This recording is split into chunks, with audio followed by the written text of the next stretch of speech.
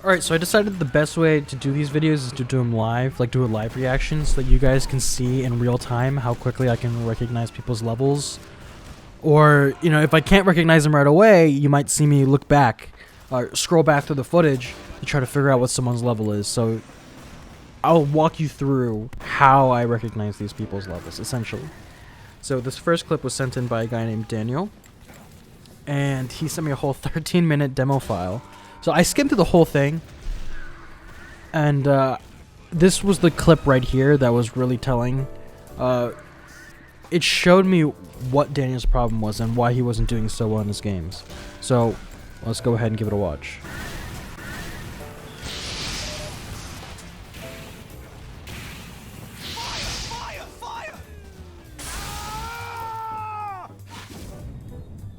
So from that very short clip, I was able to get a lot of information. So the moment you didn't really see, he got a stab. He noticed the pyro right here, and then so he starts to cloak to run away. There's nothing wrong with cloaking or retreating as your plan A. There's nothing wrong with that. The problem was that plan failed, and he didn't have a backup. So I think in his head he thought, oh, my backup plan is to just go for a trick stab right here, so he tries to go for one. But he really doesn't have a plan B, and the reason why is because he's not prepared. He doesn't know this person's level. And knowing someone's circle strafing level is like half the battle. Like, the moment is more than half the battle, in fact. The moment you know someone's circle strafing level, they are 100 times easier to fight. They are 100 times easier to fight. Because you know what to expect. With this guy, it was hard for him to know what to expect because he wasn't observing the pyro earlier through the game. So this pyro is obviously very cautious. He backs away from corners. He air blasts the spy. And right here, after Daniel starts running away for a little bit, this pyro is like, oh, you know, I'm a little bit more confident now. I can start walking towards this guy with my melee. And so Daniel's response was, despite the fact that he's clearly strafing towards Daniel, so he's clearly a level 1 right here, Daniel switches his directions from going to the right to going to the left and tries to go for Matador, and that gets him killed. So how I know you have to go for a circle strafe here rather than a Matador is because if you see this pyro approaching Daniel right here, he's aiming mostly with his strafe keys and not with his mouse. You can see just by the way he's moving, just by the way he's walking, this strafing pattern right here. This is a clear level 1 movement because he's not pressing W, he's not holding W and running straight at Daniel. He is walking forwards and pressing his A key at the same time. He's sidestepping at the same time. And I think the reason why Daniel is cloaking for his at the very beginning is because of his playstyle. It's more passive, and that's because he's using the stock invis watch. The reason why people like who are trick stabbers or circle strafers, the reason why they use Dead Ringer the most is because it promotes a more aggressive playstyle. So when you use the Dead Ringer, you're visible more often than not, and you also have that speed boost that comes when you take damage. So people like to use that speed boost to catch up to people and get stabs, or since people are visible more often, it forces them to get into one-on-one encounters with people or get into encounters in general. With the Invis Watch and the Cloak and Dagger, you spend more of your time invisible. I think the Cloak and Dagger is worse than the Invis Watch in terms of aggressiveness. Like, the Cloak and Dagger, it's really hard to play aggressively with the Cloak and Dagger. I'm not saying it's impossible, but it's just very hard. And I think it's just because it's like a spectrum. On one side, you have mobility with the watches. On the other side, you have invisibility. So with the Dead Ringer, you have the least amount of invisibility, but the most amount of mobility. With the stock watch, it's right in the middle, where you have a good mix of invisibility and you have a good mix of mobility because of how much cloak you have while you're moving. And then the Cloak and Dagger is the complete opposite of the Dead Ringer, where you can have theoretically infinite cloak as long as you stand still. And because you're standing still, you're not really moving around, so you have the least amount of mobility there. It's just the watches determine your playstyles so much.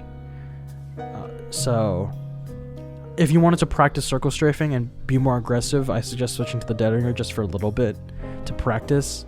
In like a community server that has like instant respawn, so there's no penalty for messing up. Just practice on servers like that with the Dead Ringer, and then once you get comfortable with the circle strafes, you can switch back to your Invis Watch. Or, I mean, you can still play with the Invis Watch and go for these circle strafe stabs, but you just gotta be more ready for these stabs and not be caught off guard like how you were with this pyro. Alright, so this clip was sent in by a person named DY. And I don't know if he was watching anime or something. There's a lot of Japanese in the background, so I'm gonna have this clip muted. He says he's pretty sure the person he killed in this clip was a level 1, so we're gonna go watch the clip, see what the signs are that tell us whether he's level 1 or not, and to see the stab itself. Hopefully we can learn some recognition tricks from this clip.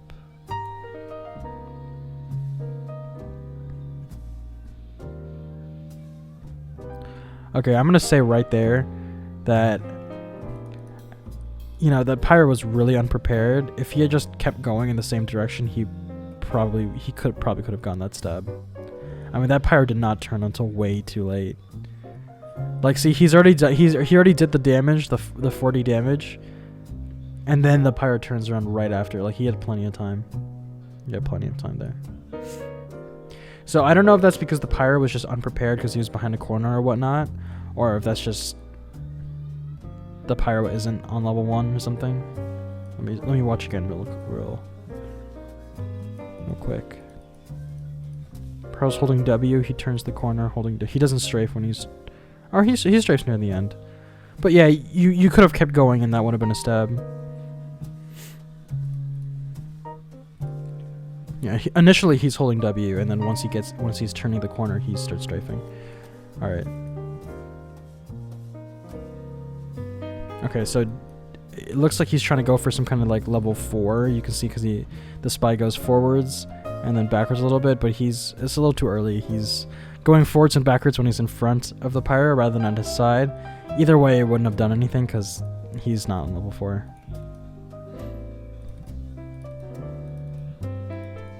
Okay, so he turned around, so I can't see what the pyro is doing. But if the pyro was on level 4, or if the pyro was on level 1, sorry, he would have been mirroring his movements to try to keep the spy in his crosshair. So let's see, the spy goes to the left, he goes to the spy's left. Spy changes, okay, the pyro changed directions. But if he's level 1, he's going to be moving in a way where he can get right behind the spy. So he's going to strafe towards the spy to get him in his crosshair. We don't see that here. Okay, so he retreats for a quick second. Pyro jumps forwards. And then, okay, Pyro's up against a wall, but he's strafing with him. If the Pyro's on level 4, he may have tried to switch directions. We know he's not on level 4, so we know he's not going to do that. And so the Pyro keeps strafing across the wall, and you can already tell. It's going to be a stab right there. I can't say with 100% certainty that this guy's level 1 because of, you know, how he turned that corner there. It gives me some doubt. He jumps around quite a lot, and when you're in midair, you have less control over your movement. So if someone's jumping around a lot and you happen to get a certain stab on them, hold your judgment on what their level is until you can confirm it, like, more accurately. So if someone could be on level 1, well, okay, that doesn't work because it's a little different. Well, someone could be on a level that they're not. Let's say someone's on level 4.1. and they try to jump over you or something. You can get a level 4 stab on someone because, you know, when you're in midair, it's really hard for someone to just stop directions and start backpedaling because it's just impossible to do. They're gonna look exactly like a level 4 if they're jumping over your head, and you can be like, oh, I got a level 4 stab on him. He's on level 4. Take into account the fact that he's jumping, and he could be any number of other levels when he's jumping because he has less control over his movement. But, you know, when I see him play like this, when I see him jump forwards, giving himself room to back up, it makes me think that he's level 1, like, kind of turning the strafe just a little bit. But again, it's hard to tell. He's jumping around a lot. He's losing control of his movement a lot. And even here, he jumps forwards. So, like, I don't know if he's turning the strafe or not, but he's jumping around too much. If he was turning the strafe, he would have gone stabbed the exact same way, because one of the 2 ways to counter someone who's turning the strafe is to block him in. restrict their movement by blocking them in between the wall and yourself, or to get a strafe from the inside. Okay, I'm sorry. I was in the middle of editing this video, and then I was watching this clip again, and I was like, wait a minute, this is not turning the strafe at all. Probably just confused by the fact that he was jumping around a lot, but I can prove that he's not turning the strafe. You can see right here, the pirate goes forwards, and he starts backing away, and I was assuming, oh, maybe he's turning the strafe, he's like going forwards and backwards a little bit, but still not 4.1, he's still like level 1. But there's a clear difference between turning the strafe and just backpedaling or backtracking while you're on level 1. So this pirate was just backtracking while he was on level 1. The reason why I can say that with confidence is that this spy right here could have gone the stab on the outside. Had it been turning the strafe, this spy would have had to gone to the left side because it looked as if the pirate was turning towards the left. But the pyro actually, if you see him right here, he's strafing towards the spy's right, which is where the spy was before, and then the pyro is going this way. So if the spy right here didn't switch directions, if he had just committed to the level 1 and just kept going forwards here this way, like he could have gone forwards here, strafed around the pyro, and gotten a backstab right here, because the pyro was just giving him room. Even as the pyro was backing up, even as the pyro was just backing up, just follow through with the pyro the whole time, and you probably would have gotten the stab like right here when the pyro's at the very base of the stairs. So just like essentially, you're just walking down the stairs and getting a stab on his back. Yeah, he's not turning the strafe. If you want to see an example of turning the strafe, alright, so all of my clips are gone, but I still have my YouTube videos, thank goodness. Alright, here's an example of a true level 1 turning the strafe. So this guy right here, he's clearly level 1. If you look at him, he keeps following me like this. He keeps mirroring my movement, but it's impossible for me to get to him because he's keeping his back protected by ensuring that I stay on the outside at all times. So he's going to barely move. He's going to move to aim, but he's going to barely move. He's going to be moving around in like a circle type of motion to try to keep his back in the center. And he's going to be forcing me to walk around him. Now, this is different than someone who's just standing perfectly still, because that person is aiming with their mouse, so you can just matador them. This guy is still moving somewhat. So, let's see. Right here. This moment right here, I knew he was like turning the strafe, or he just wasn't like your average level 1. So, what I should have done was start going for to my right. Go his direction. Like if I just went straight down right to past his right side and gotten behind him, I probably would have gotten a stab right there by getting it on the inside. Or even just with that wall, I can cut off his movement, like restrict his movement to get the stab easier on him. Because if you restrict his movement like that, the only way he can move is in a straight line, which is like a normal level 1. So basically, by using your environment to your advantage, you can restrict someone's more advanced movements to a simpler, easier to counter movement. So I guess what you can take away from this is, if someone is jumping around too much, and you get a certain level stab on them, and you think someone's a certain level, take that with a grain of salt. It's possible that they're on that level, but you can't be too sure until you encounter them again and confirm it.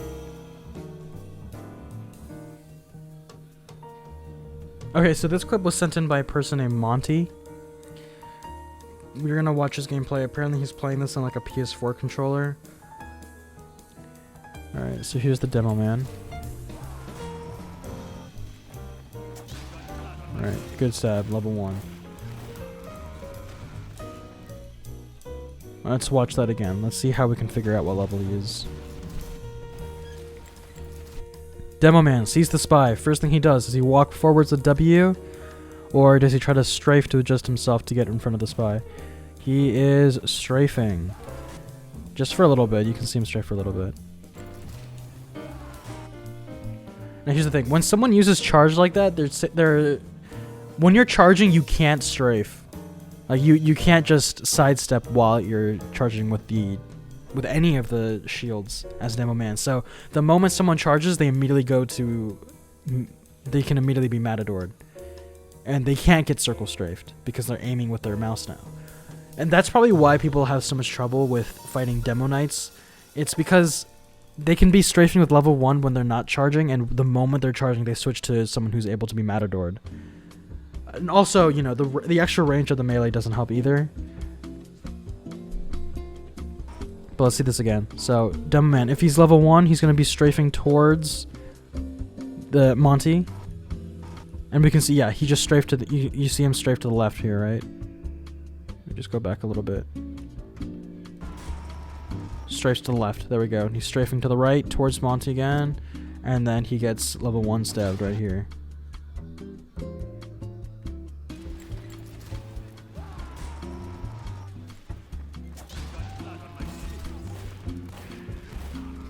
It looks a lot like a side stab, but thankfully, like if I had just gotten that one clip and Monty would ask me what level he was on, I would be like, probably level 1, question mark, maybe you just got a side stab. Like it looks like a level 1, but that stab right there was just like a side stab. It could have confused a lot of people, but because I have so much more footage here, we can actually see him fight the Demo Man again and get a level 1 stab again on the same Demo Knight.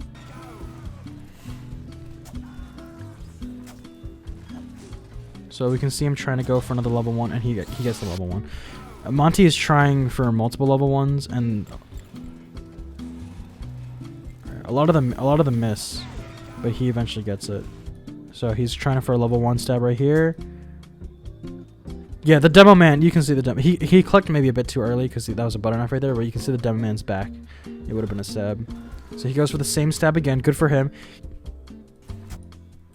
So he goes to the level 1 stab. Again, he's clicking way too early because it would have been more likely to be a stab right there. And it would have been a stab right there too. But yeah, he's clicking a bit too early. And that's a level 1.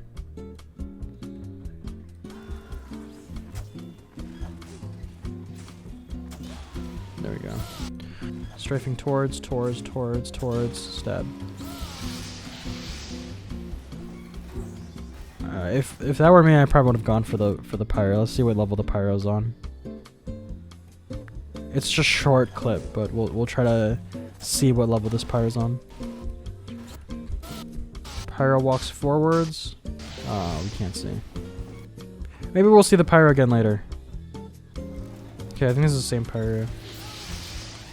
I think I would have gone for level 1 there. Let's see. Let's confirm it. So pay attention to the pyro's movements, the way he's fighting the spy's teammates. Let's see how the pyro fights the soldier, and maybe we can use that to help. Hard to tell. There's a huge gap right here, like the bridge right here. There's a huge ditch. The pyro doesn't want to go into the ditch, so it's gonna affect the way the pyro's moving. Pyro turns around and is strafing towards. He's a level 1. I'm fairly confident that he's level 1.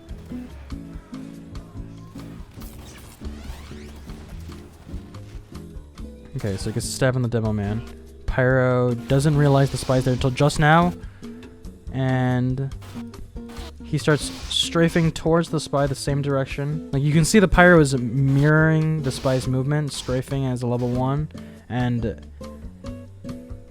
had Monty not have switched directions, he would have been further ahead and probably could have gotten a stab on the pyro. But he switched directions here, tries to go for a Matador on someone who's circle strafing. Or on someone who's strafing on level 1. He starts strafing towards Monty here. So he's strafing on level 1 here. And then, you know, had Monty had kept going to the right, like you can see how much further ahead Monty is here than the pyro to the right side. Had he have kept strafing to the right, he probably would have gotten the stab, but instead what had happened was he switched directions. He tried to go for a Matador here, and that's what made him miss.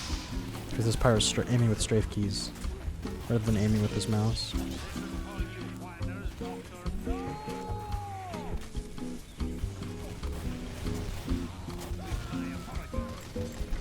Engineer was probably also on level 1 there, just like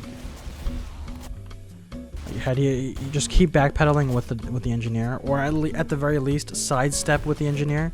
So like once you're here at this position, you can look at the engineer and start strafing sideways with like your D key or whatever. I mean, he's using a controller, so. But the movement is the same. You just look at the engineer or look at his back or whatever, and you just strafe to the side and you can get a stab that way. This is where the clip ends, by the way. Level 1 on the pyro, keep going. No, don't change directions. Don't change directions. That was a mistake. You only change directions if you bump into a wall. So, this is just, okay, this is, that first stab, that was just poor adjustments. So you can see him flick in towards the pyro's back. That makes his circle or his strafing tighter or smaller, and that means the pyro was able to get around him or on the outside of him.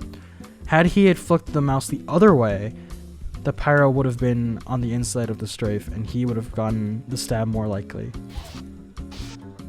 But yeah, right here, the pyro completely loses him, and he's walking around like this. Had Monty here continued going the direction he was going, he would have gone to stab right there. And even now, had he had continued to strafe to the right, he still would have gone the pyro. But now it was too late. Let's see what level that sniper was on, if we can tell. This is the first time seeing the sniper. He just joined the server.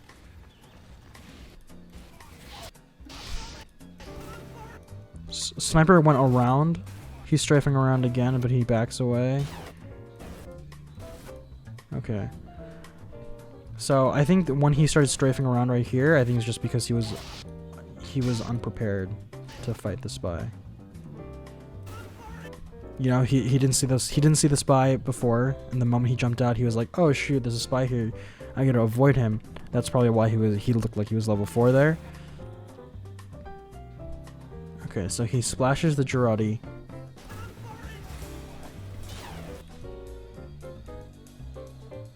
You could actually still argue level 4 here, but it might just be because he's using Girardi. You could still argue level 4 here, like he's trying to strafe around, but since they collided, he's going the other way. You could go like a manage matador type things. People could argue that. But here, when he pulls out the pan, he's clearly level 1. He's strafing right at Monty. So the way he could have handled this was going for the level 1 step on the pyro, which we know is already level 1. And then you'll have enough health to have enough time to figure out what level the sniper's on. And he probably would have gotten both these people.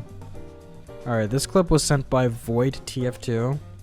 And this is what happens when you play spy. Let's just watch it, see what happens. He's got like custom sounds.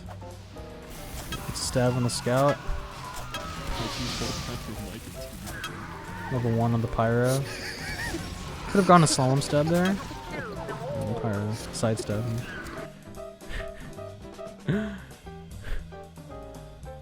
me a second.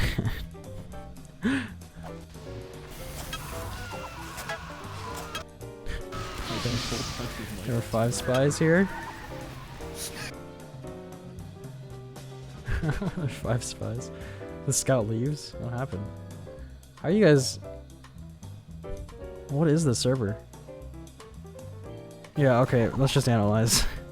Okay, the scout was a free stab. He was not paying attention. Okay, so he saps the dispenser. Engineer tries to go for a swing at him.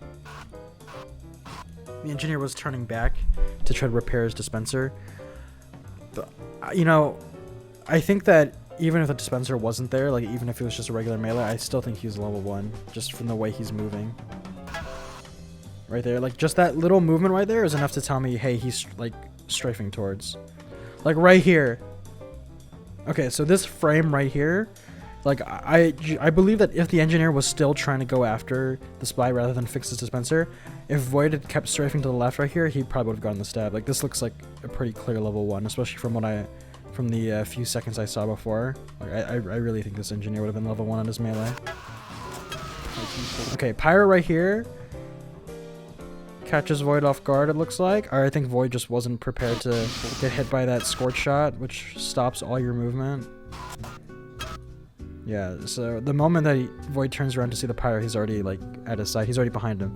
So this is actually a perfect time to use something called a slalom stab, which is a recovery stab. And this is the stab you use when you're trying to get a circle strafe on somebody, but they manage to actually get behind you. So, you know, the pyro is completely behind Void here, and Void does the right thing. He turns around this way, but then he backs away.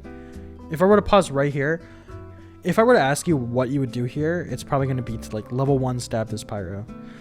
Especially because the pyro is strafing in that direction. He's strafing towards Void at that position.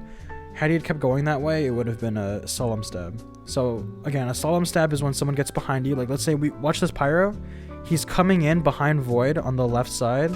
He comes out on the right side, and then Void just backs up and then gets the level 1 stab.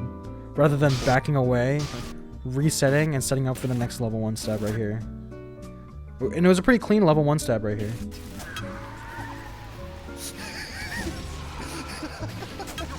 And I don't know what that pyro was doing. I think he was just unprepared.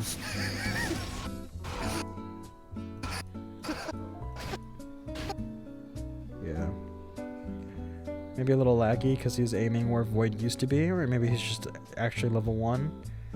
If that were me in game and I was playing live and I saw that Spyro and I got that stab on him, I'd probably just assume he's level 1. I'd try for it again, and then if it doesn't work, then I'll try to figure out, hey, maybe he isn't on level 1. Yeah, so that Pyro, I don't know if he was unprepared and like just didn't know the spy was there. He probably did. It was a very strange looking, it wasn't a clean level 1. It wasn't as clean as the level 1 stab we saw in Orange Juice earlier. Like this, this is a very clean level 1. This is 100% level 1 stab. You can't change my mind on that whatsoever. This guy right here though, I don't know, maybe he had pretty poor adjustments or something. But yeah, that was a solid clip. That was 4 kills in 1 clip. That was pretty good. All within the span of like 10 seconds. It's not bad. Yeah. I would just double check with this guy right here. I just double check to make sure he actually is level 1. Maybe by fighting him again or just watching how he fights my teammates. And of course I appreciate this. This cracked me up.